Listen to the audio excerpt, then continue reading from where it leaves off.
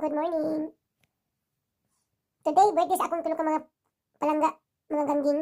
So, sayo kay ko ni mata. Sayo kay ko ni mata kay nagluto ko kana bitong quart version kung sa Bisaya pa, shakoy.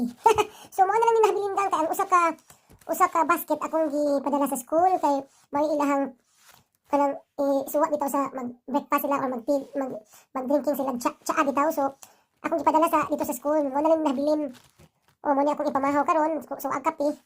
Unya kay sa Ringo, di man sila classmate sa duha kani si Brandon ug Luis. Si Ringo ra say mag-celebration karon dito sa school. Ang duha kay naman sila practicum so mao nang ang duha next week na lang sila magpadala na kog cake siguro or something sweet bitaw para sa ano sa celebration ba. So mo nang sayo kay kun matagang karon kaduka pa ko pero dili na ko matulog balik gang kay naapog ko appointment karon sa akong hilot gang kini magkatigulang ta eh. So mo nang a day in my life today pa lang ga. Mo ni akong a day in my life. Okay, have a nice day gang. Laban lang ta mga super mom.